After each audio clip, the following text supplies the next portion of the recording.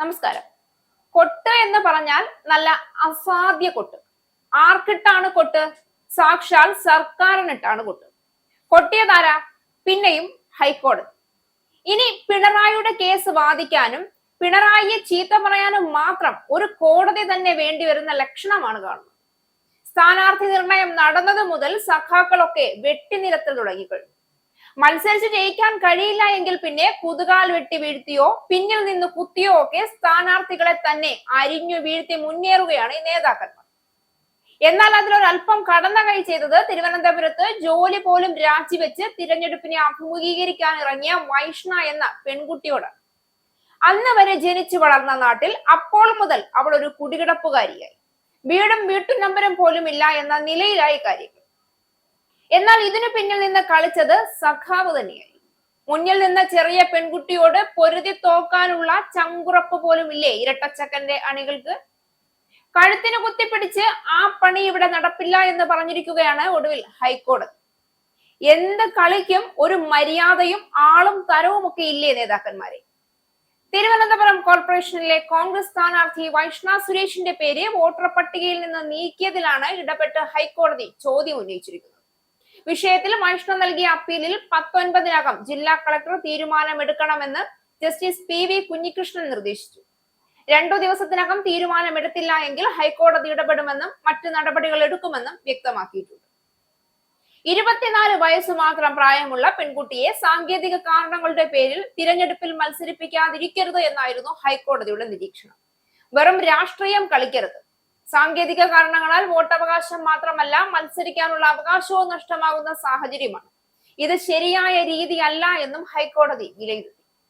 വൈഷ്ണയുടെ സ്ഥാനാർത്ഥിത്വം പ്രഖ്യാപിച്ചതിന് ശേഷമാണ് വോട്ടർ പട്ടികയിൽ നിന്ന് പേര് വെട്ടിപ്പോകുന്നത്. ഇത് ശരിയല്ല എന്നും ഹൈക്കോടതി വ്യക്തമാക്കി. തിരുവനന്തപുരം കോർപ്പറേഷനിലെ മുട്ടട വാർഡിലാണ് വൈഷ്ണ സുരേഷിനെ കോൺഗ്രസ് സ്ഥാനാർത്ഥിയായി പ്രഖ്യാപിച്ചിരുന്നത്. വോട്ടർ പട്ടികയിൽ പേര് ചേർക്കാൻ നൽകിയ വിലാസത്തിലെ തെറ്റ് ചൂണ്ടിക്കാട്ടിയാണ് വൈഷ്ണയ്ക്കെതിരെ CPM പ്രവർത്തകൻ ധനേഷ് കഴിഞ്ഞ ദിവസം കമ്മീഷന് പരാതി നൽകിയത്. ഇതിന്റെ പശ്ചാത്തലത്തിൽ ബന്ധപ്പെട്ട രേഖകൾ വൈഷ്ണ കമ്മീഷന് സമർപ്പിച്ചിരുന്നു. എന്നാൽ വോട്ടർ പട്ടികയിൽ അച്ചടിച്ചു വന്ന മേൽവിലാസത്തിലെ വീട്ടു നമ്പർ തെറ്റായിരുന്നുവെന്ന കണ്ടെത്തലിനെ തുടർന്ന് പേര് നീക്കി. അന്തിമ വോട്ടർ പട്ടികയിലും ഞായറാഴ്ച പുറത്തിറക്കിയ സപ്ലിമെന്ററി ലിസ്റ്റിലും വരെ വൈഷ്ണയുടെ പേരുണ്ടായിരുന്നില്ല. ഇതോടെയാണ് കോൺഗ്രസ് ഹൈക്കോടതിയെ സമീപിച്ചത്.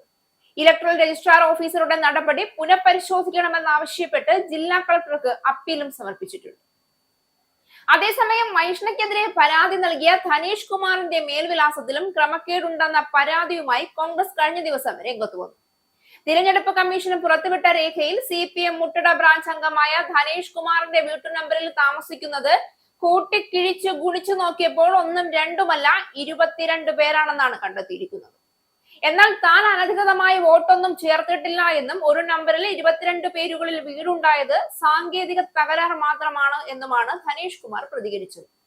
അപ്പോൾ സഖാവാണെങ്കിൽ സാങ്കേതിക തകരാർ ഒരു തകരാർ മാത്രമാണ്. ഇനി പാർട്ടി മാറിയാൽ സാങ്കേതിക തകരാറിന് പോലും അർഹതയില്ല സാധാരണ മനുഷ്യർക്കെന്ന് പറയുന്നത് എന്ത് ഉളുപ്പില്ലായ്മയാണ് സഖാക്കളെ?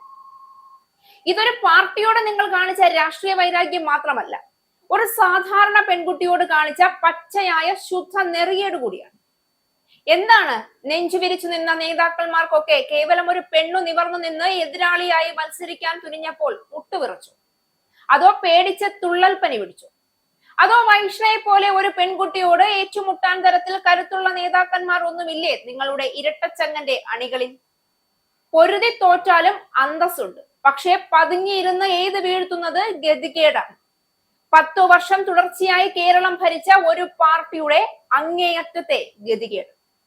അവളൊരു പക്ഷേ ജയിച്ചു വരും. കാരണം ജയിപ്പിക്കാൻ വേണ്ട ഇന്ധനം ഒരു പെണ്ണിന്റെ രാഷ്ട്രീയ ഭാവി പോലും തുറച്ചുകൊണ്ട് നിറച്ചത്, അവൾക്ക് വേണ്ടി വോട്ട് കൊത്താൻ പാർട്ടി മറന്ന് മനുഷ്യരെ പ്രേരിപ്പിച്ചത് നിങ്ങളുടെ നെറുകേടാണ്. അവൾ ജയിക്കുന്നത് മനസാക്ഷിയുള്ളവരുടെ വോട്ട് കൊണ്ടാവും, അത് മറക്കരുത്.